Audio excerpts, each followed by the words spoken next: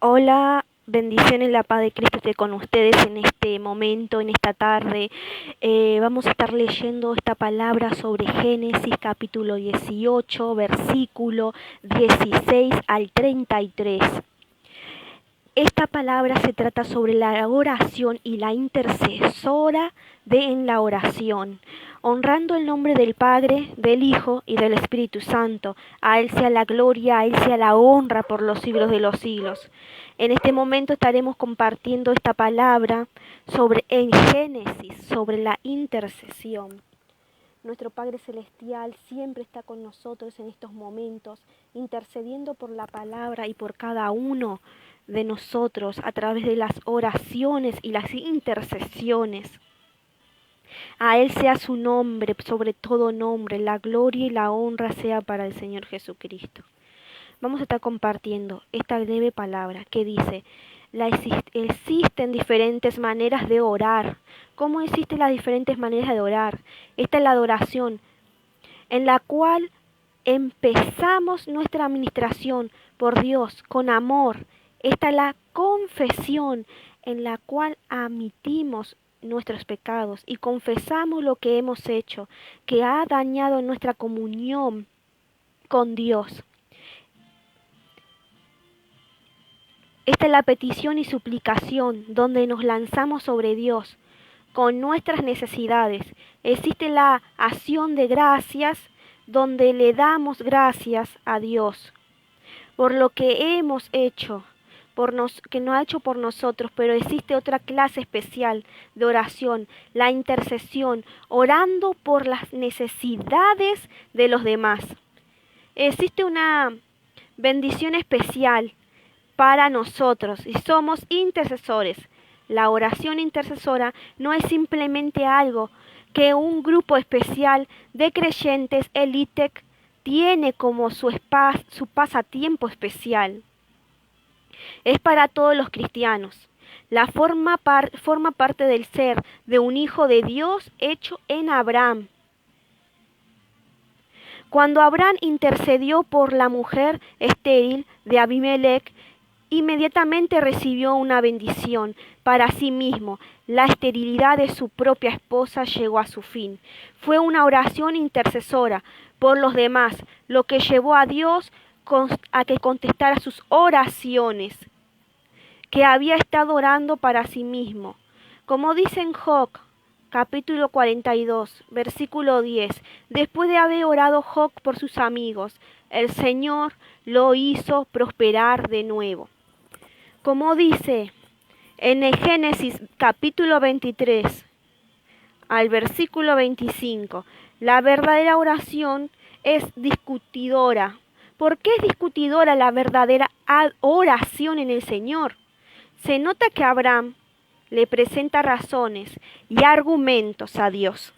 Le dice: seguramente no serías injusto, a Dios no le molesta si le presionamos y le damos suficientes razones de por qué deseamos que nos responda nuestras oraciones.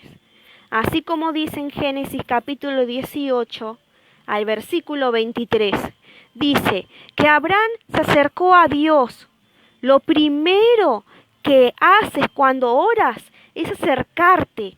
Significa que por fe entras en a dónde se encuentra el trono de Dios. Entras a su presencia. Por supuesto que Dios está presente en todas partes y en todo el tiempo. Sin embargo, existe lo que se llama acercarse a Dios. La mejor manera de saber lo que es haciéndolo. Es cuando tu espíritu, tú estás presentando tus peticiones a Dios. Sabes que Él te escucha.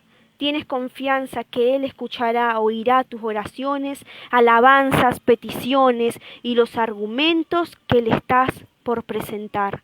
La verdadera oración comienza con el acercamiento. La verdadera oración comienza con la discutidora. La verdadera oración es una mezcla de audacia y humildad. Abraham pasa de un tema a otro con audacia, pidiéndole más y más a Dios. Es atrevido por la manera en que ora. Y sin embargo, es humilde y siente que está pidiendo mucho, pues dice: soy polvo y ceniza, por favor, no se enoje mi Señor, no se enoje mi Señor, pero permítame hablar una vez más. Eso lo dice en el capítulo 18, versículo 27, 30 y 32. Después nos dice, la Biblia dice que Dios es un fuego consumidor y sin embargo también nos dice que nos acercamos a Él con audacia. ¿Cómo puede uno acercarse audidamente a un fuego que consume? Sin embargo, eso es lo que nos piden que hagamos. Después dice, existe algo llamado oración progresiva. ¿Qué es la oración progresiva? Aquí Abraham nos da un buen ejemplo. Se va de un punto al otro, pidiendo más y más. Después nos dice, cuando recibe una parte de su promesa, y de su respuesta pasa al próximo. ¿Por qué debemos orar de esta manera? Es una ayuda a nuestra fe. Muchas veces nos sentimos que no podemos pedir algo de una vez.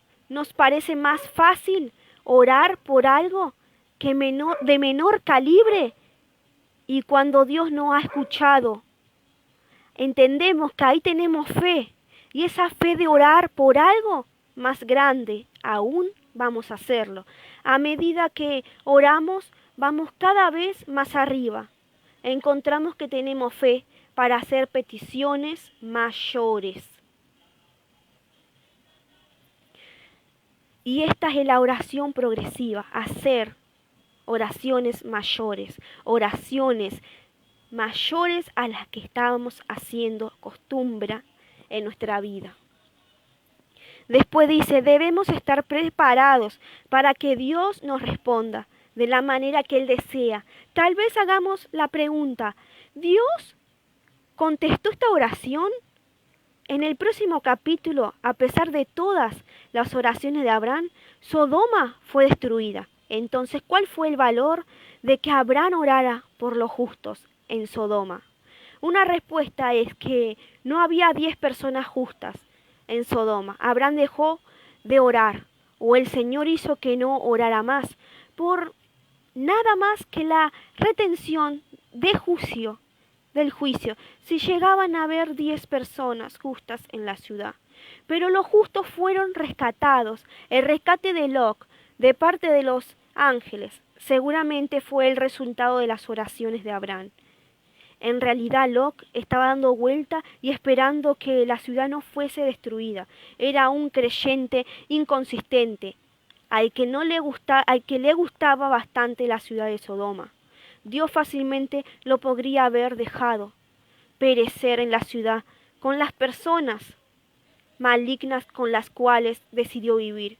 Pero tuvo misericordia de él, como dice en Génesis capítulo 19, versículo 16. Lo que significa es que debemos estar preparados para que Dios nos responda como Él desea. Su respuesta tal vez venga de una manera diferente a la que imaginamos en su deseo de ser intercesor. Abraham es como Jesús, pues el mayor intercesor de todos los tiempos es Jesús. Está intercediendo por nosotros. Aún ahora todos los cristianos pueden saber que Jesús está a la derecha del Padre, intercediendo por él. No se trata de que Jesús está rogando, sino que está haciendo algo muy importante, diciéndole algo a Dios por nosotros. Y es una petición, es correcto llamarnos intercesores.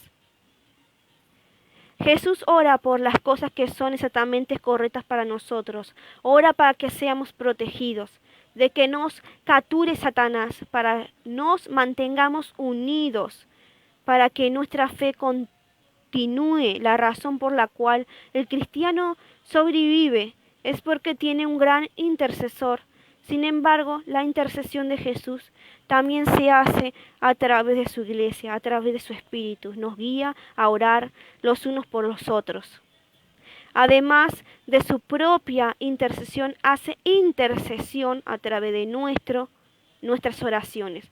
Los intercesores son los hijos de Abraham en la imagen de Cristo. Jesús ora y su iglesia también intercede. Jesús está intercediendo por nosotros ahora, pero la respuesta de Dios no fue la imaginada.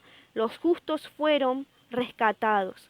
Debemos estar preparados para que Dios nos responda de la manera que desea. Orando por los demás de esta manera es una de las cosas más maravillosas que podemos hacer. Se identifica con Dios y con Jesús. Realmente es ser como Cristo. Este aspecto, como en muchos otros, debemos ser hijos de Abraham. La historia de la destrucción y la aniquilación de Sodoma y Gomorra y sus alrededores es el segundo gran ejemplo de la furia incontenible de Dios en la Biblia, siendo el primero de la historia del diluvio.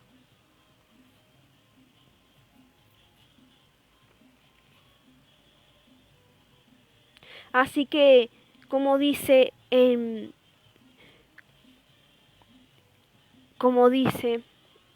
Génesis, todavía en el capítulo 18 al 16 del 33, dice que la intercesión debería ser un asunto bastante secreto. Un intercesor, una intercesora que publica que es un intercesor se está perdiendo parte de la bendición.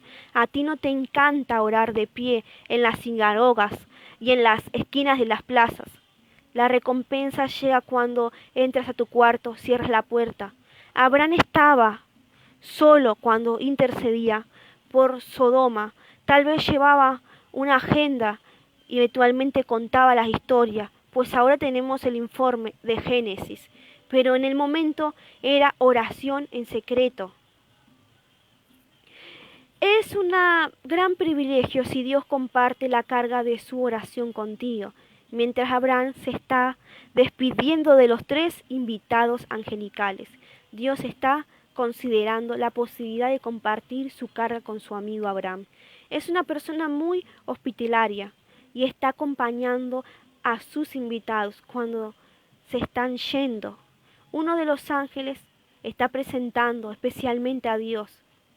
Dios mismo está apareciendo como un ángel y nadie puede verlo a Dios, pero los ángeles lo pueden presentar visualmente. Un aspecto del ministerio de oración es la manera en la que Dios siempre mantiene la iniciativa. Los ángeles siguen en su viaje, pero el ángel de Dios se queda.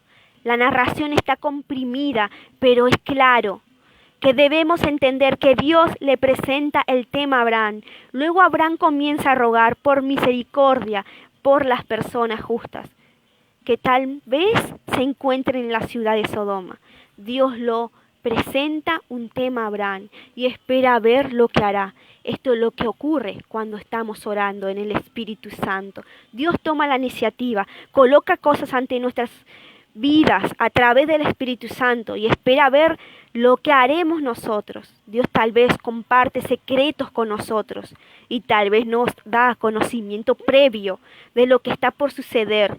Cuando Dios hace esto, y no siempre es para que le digamos al mundo lo que estamos haciendo, cuando Dios nos da ese gran privilegio, muchas veces el propósito es para que oremos. A veces Dios puede revelar algo que podría suceder para que oremos, que no ocurra. Dios también se queda en control de la oración, se queda ahí ante Abraham, todo el tiempo desea, mientras Abraham está intercediendo. Después Dios terminó de hablar con Abraham y se fue de ahí. Noten que nos dice Abraham terminó de hablar con Dios. Dice que Dios terminó de hablar con él. Esto es parte del ministerio de oración. Cuando nosotros deseamos los que estamos orando, sigue siendo cierto que Dios está misteriosamente en control. Esto es parte de lo que significa orar en el Espíritu. Él pone ante nosotros el tema acerca cuál debemos orar. Y Él está en control. Al principio, en el medio, determina cuándo la oración deberá terminar. Solo Dios sabe cuándo la oración está por terminar. Así que la oración y la intercesora es una de las cosas más humildes que pueden llegar a ser. Si no lo mencionas, es un gran privilegio si Dios comparte la carga de tu oración, de su oración contigo. Dios mantiene la iniciativa. Dios a veces revela algo que podría suceder para que oremos, para que no ocurra. Dios determina cuándo debes terminar la oración en Cristo. La verdadera oración comienza con el acercamiento. La intercesión es la parte del liderazgo. Si Abraham va a ser una figura grande y significante en la historia de la salvación, entonces debería ser un intercesor. Todos los grandes líderes son grandes oradores. Los intercesores no se mencionan nunca en la Biblia como un grupo especial de oficiales de la iglesia. Todos los cristianos debemos ser intercesores y los líderes cristianos especialmente deberán tener un corazón cálido cuando se trata de la iniciativa, del acercamiento de la necesidad de los demás. Deberán demostrar su ternura siendo intercesores. Dios le da a Abraham la oportunidad de tomar en su propio corazón la carga de una ciudad condenada. Los líderes deberán ser los representantes del pueblo ante Dios. Presentan sus casos ante el Señor. Este es el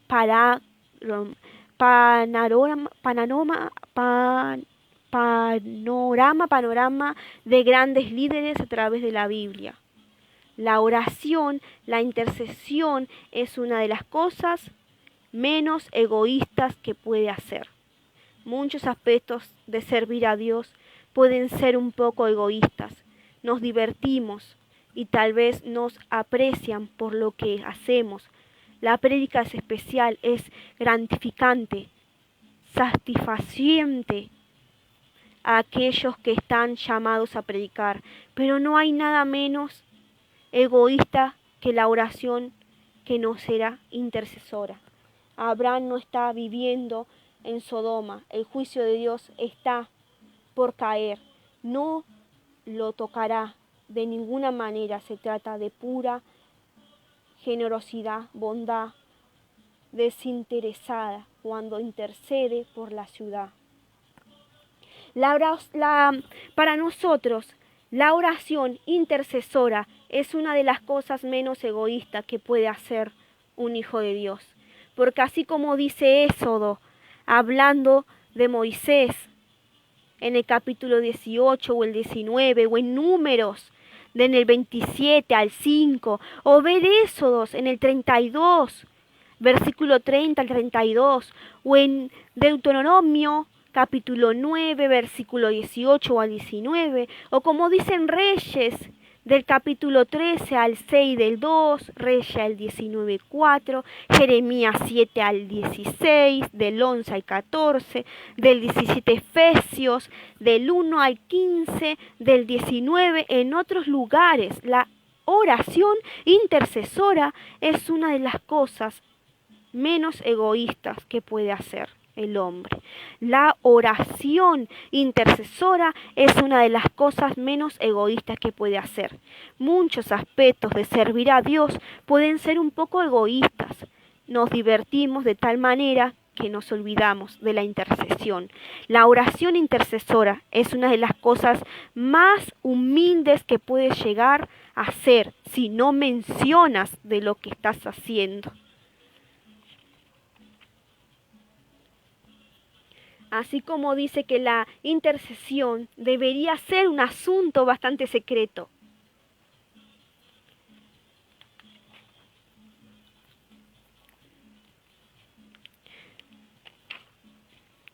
Bueno, y con el otro tema, aparte de la intercesión, una de las bendiciones más grandes de Abraham llegó mientras estaba siendo hospitalario en medio de la vida diaria. Dios es soberano y Dios da gracia, la bendición de la misericordia de Dios a los descendientes de árabes y de Ismael cuando llegué e enriquecí mientras los gentiles. Siempre tenemos que ser intercesores en la palabra del Señor, intercesores con los hermanos en Cristo. Debemos estar preparados para que Dios nos responda en la manera correcta y como Él quiere respondernos. Porque la sociedad se puede deteriorar hasta que el juicio de Dios se vuelva inevitable, imparable. La práctica de muchas cosas corrompen al Espíritu Santo. Somos salvos pasando por el fuego. La sociedad se puede deteriorar hasta que el juicio de Dios se vuelva inhabitable e imparable. Muchas veces Dios deja una sociedad en su pecado durante un tiempo, sin destruirla, pero eventualmente una sociedad podría volverse tan mala que Dios decide actuar.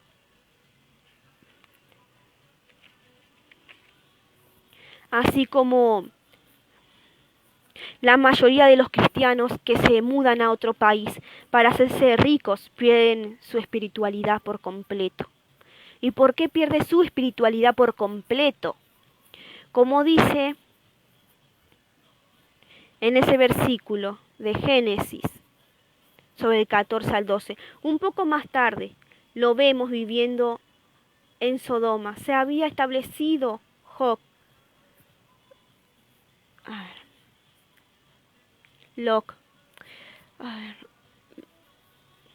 Lot saluda a los hombres con cortesía y los invita a su casa. Quieren pasar la noche afuera, pero Lot sabe que esto será peligroso. A la noche, la población masculina de la ciudad se junta alrededor de la casa. Lot había declinado espiritualmente. Todo comenzó cuando decidió que quería ser rico. En Génesis capítulo 13 al 1, del 13 y del 14 al 19 también. Leímos acerca de una discusión que hubo una vez entre los empleados de Abraham. Lot decidió que quería la parte más rica y lujosa del país, pero eligió vivir cerca de Sodoma, sin importarle el peligro espiritual que esto involucraba, perder lo espiritual del Señor. Un poco más tarde lo vemos viviendo en Sodoma. Se había establecido completamente en una ciudad maligna, donde se sentía muy a gusto. A veces las personas desean mudarse a un país más rico, pero muchas veces están ingresando en el peligro espiritual cuando son ambiciosos de una manera. La mayoría de los cristianos que se mudan a otro país para hacerse ricos pierden su espiritualidad. Se concentran en volverse ricos, pero se les dificulta ingresar al reino de Dios. Abraham tenía una carpa, Lot tenía una casa. Abraham estaba viviendo en la ciudad santa, Lot vivía en una ciudad terrenal. Las calles de Sodoma no eran seguras por la noche y Lot lo sabía. Y pronto se ve claramente que un hombre tampoco estaba seguro en su hogar. La población masculina de la ciudad llegaba pronto y ponían a golpear en las puertas de Lot. Quieren abusar a las nuevas personas que han llegado a la ciudad. Son persistentes y no tienen vergüenza. Las súplicas de Lot no sirven de nada. Lot no tiene nada de influencia sobre estas personas. ¿Por qué no tiene nada de influencia sobre estas personas? Porque vivía en un lugar de paganía. No tenía al Señor con él. En cambio, Abraham era lo contrario a Lot. Tal vez fue Sodoma con la idea que sería un buen testigo para Dios en la ciudad, pero no había resultado de esta manera para nada. Un transigente nunca es un buen testigo para el Señor. Lot es rescatado a pesar de sus modos transgredientes. Como dice en segunda de Pedro, capítulo 2, versículo 9, el Señor sabe librar de las pruebas a los que viven como Dios quiere. Cuando recién había dicho Dios, rescató a Lot, un hombre justo. Sí, pero Pedro no lo hubiera mencionado tal vez. No hubiéramos nada pensado que Lot fuera para nada justo. Así que Lot fue salvado, pero fue salvado y pasó por el fuego. No perdió su salvación, pero perdió casi todo lo demás. Perdió su utilidad, su honor, su alegría. Perdió a su esposa. Sus hijos eran una desgracia para él. Siendo salvo, pasando por el fuego, es algo terrible. Es mejor salir de Sodoma rápido. Si Lot hubiera salido de la ciudad antes y hubiese comenzado a vivir para Dios, podría de haber sido restaurado todo en su vida.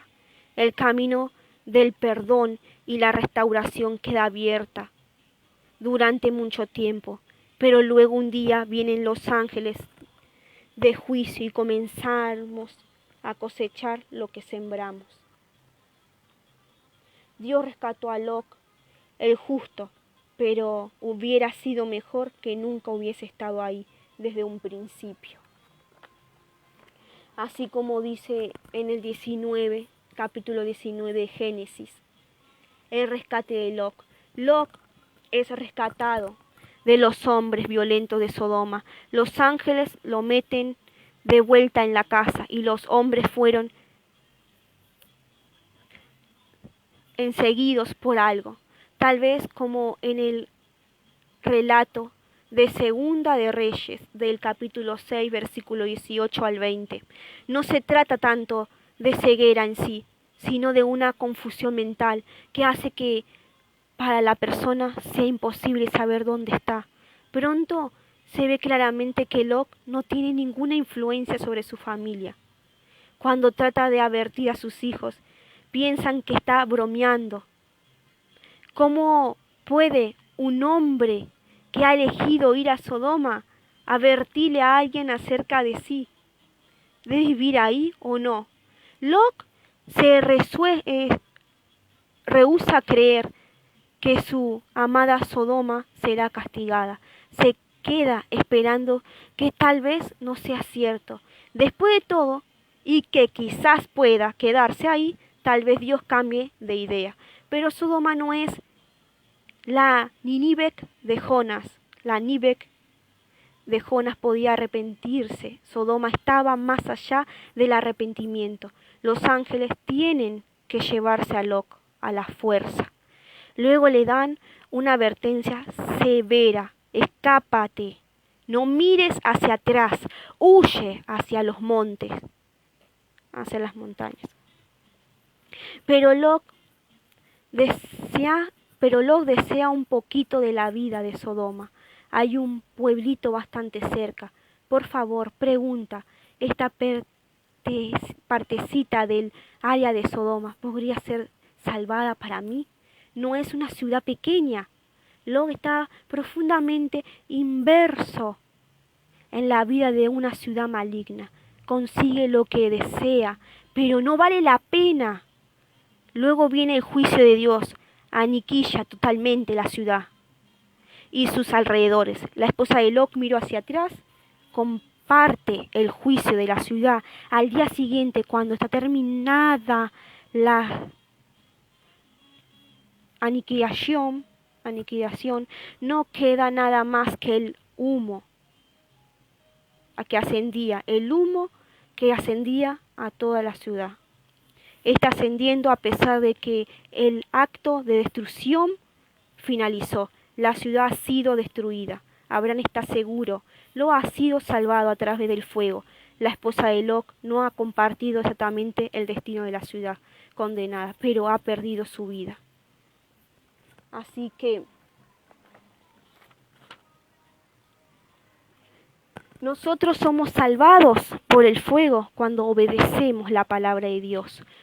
Nosotros somos intercesores ante el Señor.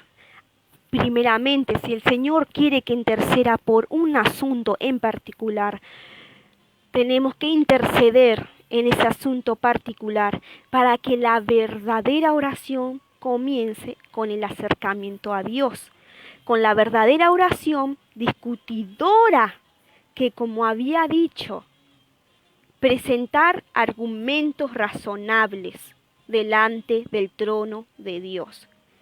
La verdadera oración es una mezcla de audacia y humildad.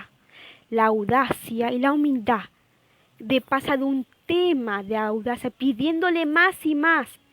Es atrevido a la manera como se ora, pero primeramente es humilde de decir, por favor, no se enoje mi Señor, no se enoje mi Señor, pero permítame hablar una vez más.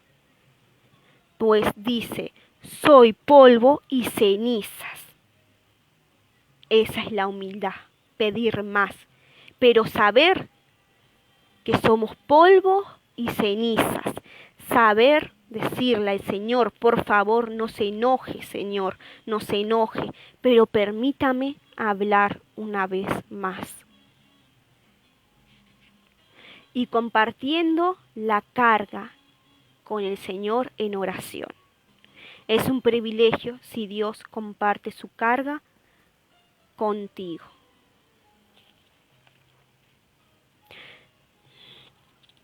La intercesión es fundamental para el liderazgo.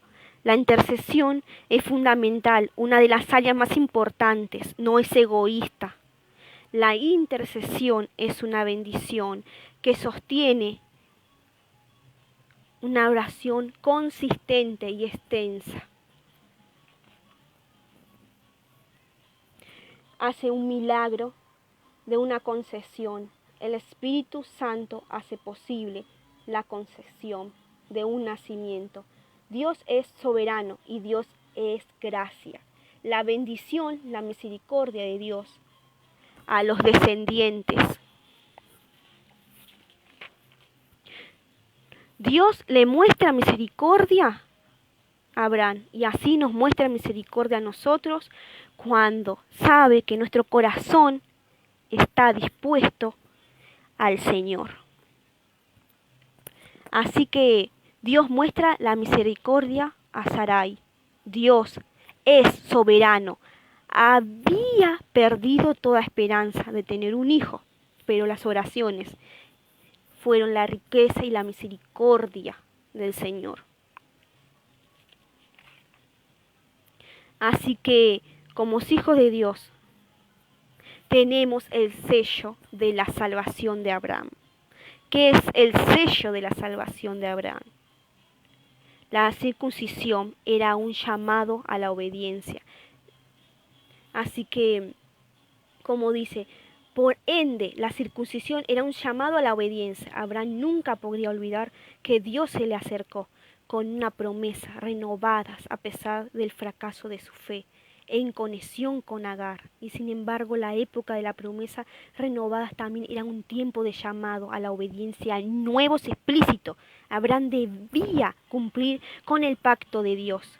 Debe ser circuncidado y recordar todo lo que Dios había impuesto en esos momentos. La obediencia, la circuncisión, no significaba nada. Dios lo había cubierto de justicia, transformado de una nueva persona, dado poder nuevo. Pero esto era todo con la intención de que Abraham le respondiera a Dios más que nunca. Así que la circuncisión era un sello personal de Abraham. Pero Abraham mismo sellaba su salvación. Le decía a Abraham, esta es una confirmación de que lo que te ha estado pasando hasta ahora es correcto. Este es el camino de la salvación. Persiste en la fe y en la herencia llegará. No es un accidente que el Nuevo Testamento diga que la circuncisión sella la justicia de Abraham. Tenía por fe en la vida del cristiano. El sellado es el derramamiento del Espíritu Santo. Cuando se dio la circuncisión para Abraham, fue una seguridad infalible de su salvación. Equivalente para los creyentes de la más adelante, no era de la circuncisión, pues de la circuncisión selló solamente la salvación de Abraham, que nadie más. No era el bautismo en aguas, que de seguro no selló la salvación. El sello es el mismo Espíritu Santo. En este respeto, la circuncisión es equivalente a lo que en la vida de Abraham era el bautismo del Espíritu Santo. Cuando Abraham fue circuncidado, este sello, su justificación, simbolizó su nuevo nacimiento y lo llamó a las alturas de la obediencia. El evento que hace lo mismo en la vida del cristiano es el sello del Espíritu Santo. El cristiano ya no necesita la circuncisión, tiene un corazón circuncisado de parte de Jesús y tiene el sello del Espíritu Santo. Así que nosotros ya tenemos el sello de la salvación por la circuncisión de Abraham, por el sello del Espíritu Santo a través del Señor Jesucristo. Y eso es todo.